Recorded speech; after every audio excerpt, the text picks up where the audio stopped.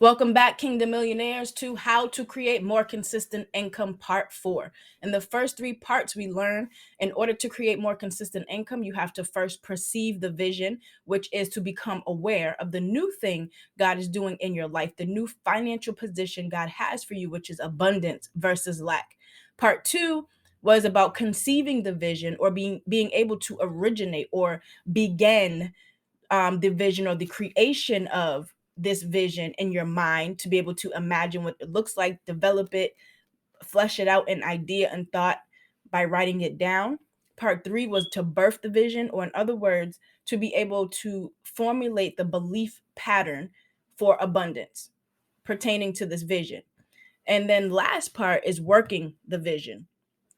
And so we went through be, do, have. You have to be the person first. You have to become this person that holds this vision that God has for you. Then you have to do, which means that you have to begin to formulate the correct belief patterns through your thoughts, feelings, and your words in order to have what God has showed you all the way back in step 1 of perceiving.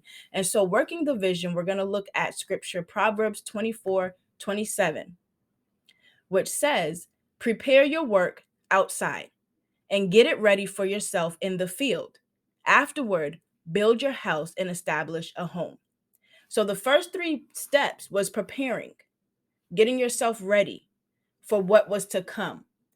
And the scripture tells us after you've done that, you can begin to build your house, right? So you don't want to build something if you have not yet prepared for it or got yourself ready for the work or the thing that you're building. And so that's very, very important. And so when working the vision, what you want to do is you want to start with the how that God gives you. And a lot of people, when God tells them, I want you to go do something, the first question they have is, well, how, God, how am I supposed to do that when this is my reality? But when you do it from be, do, have, and you become the person first, and you formulate the belief patterns and you create the thought patterns that's going to create the vision or the goals, the how will come out of the belief. And that's one mistake that many believers make, because Jesus said when you believe, then you will receive. And so this is very, very important work, especially to be able to do it the way that God desires us to do it in the kingdom, which is to create. When you learn how to create, you rest in God versus trying to hustle your way forward. And so as you are building out that belief plan and you're creating the right thoughts and you're sitting in the right thoughts and you're formulating this belief that we talked about in part 3, the how will come. How you're going to bring this vision to pass will come. And so for the example and the purposes of this video, I just want to say, let's say God said, he showed you this financial vision he has for you. And let's say the how you're going to bring this vision to pass or manifest this vision. Let's say he tells you to write a book, for instance. So you would do a 12-month process, for instance, where your goal would be to become the best-selling author who has sold 100 books at $17 each. So you want to begin to reverse engineer. You want to start from the end to the beginning. So the end would be the goal. At the end of the 12 months, December 31st, let's say 2022, your goal is to become the best-selling author who has sold 100 books at $17 each. You want to begin to reverse engineer that process. And so go all the way to month 1, January 1st, 2022, that whole month, right? What is it that you need to be doing in that month that's going to get you to this goal at the end of this 12 months? You need a process for becoming, right? You need a process. Even if you went and maybe someone else has done it, right? And you brought their process for how to do it, and then you map that out month 1, month 2, month 3, all the way to month 12, you can do that as well. But this is what you want to be doing, because this is where you want to focus on and not sitting in your reality of what you don't have. Because as long as you sit in what you don't have and what you lack, you're always going to produce and create more lack. But when you have this vision that God has given you and you know and you believe that it's already done, if God tells you to go write a book, you have already went through part 1, 2, and 3. So you know that it's already done. Your last step is to now go work that vision. Now go have the very thing that God said that he has given you already. So you want to get that goal out.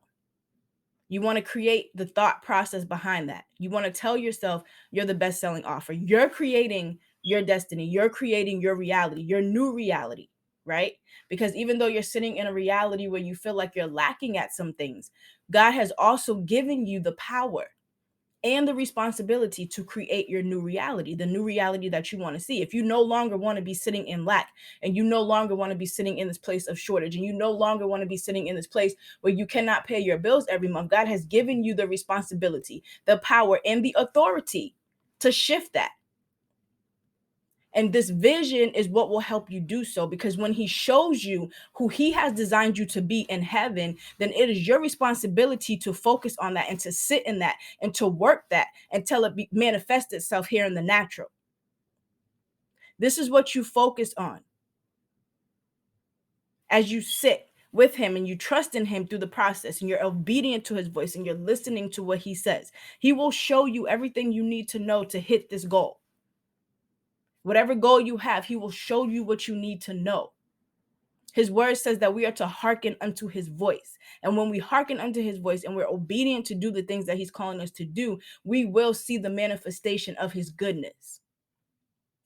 And his goodness is Jeremiah 29:11, which says, "For I know the plans I have for you, and they are plans of peace, not of disaster, not to hurt you, not because I don't love you. They are plans of peace with an expected outcome of goodness, good things, promised things." So you don't have to sit in a place of lack. You don't have to sit in a place where you don't have enough, where you're living paycheck to paycheck, where every week at the end of that week, you don't have enough to pay your bills. You don't have to live in that space anymore. That's your old man, your old creation, your old nature. Jesus died on the cross so that you can have an abundant life. But a part of having an abundant life, you have to be responsible for your part in the partnership. God is here. Yes, he's speaking to you, but you also have a responsible part to play in the partnership. And a lot of times as believers, that's where we go wrong, because we think and we put all the responsibility on God, and we're waiting for him to do, and we're waiting for him to show up. And God, I'm just waiting for you. And I'm waiting on God. I'm waiting to hear the word. You don't have to wait on him, because he's speaking every second of every day. If you listen, he's speaking, he's creating. That's his nature.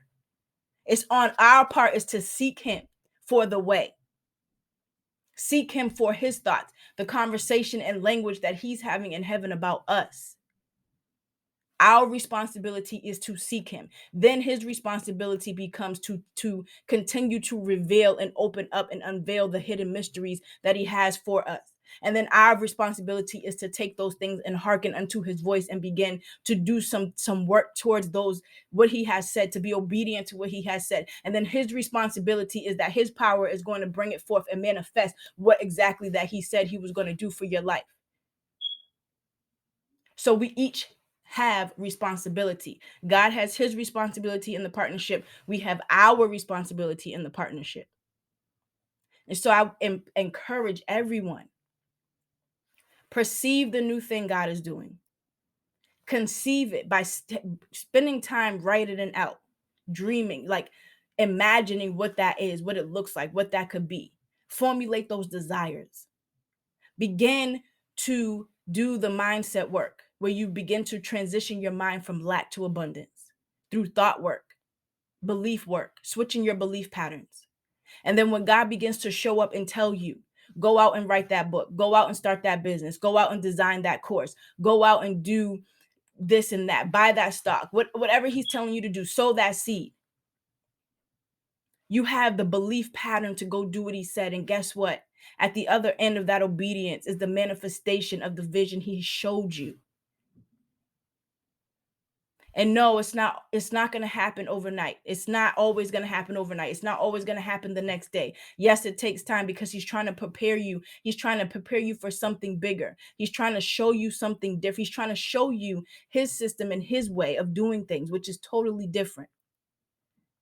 But best believe he is who he says he is, and he will do exactly what he told you and showed you he will do. He will never leave you, forsake you, or fail you. Every vision he laid out before everyone that came before us in the word, it came to pass. God is not a man that he shall lie. You can trust in him. So if you have any questions, if you need help with this work, reach out to me, SeedTime Wealth Academy on Instagram, or leave a comment here.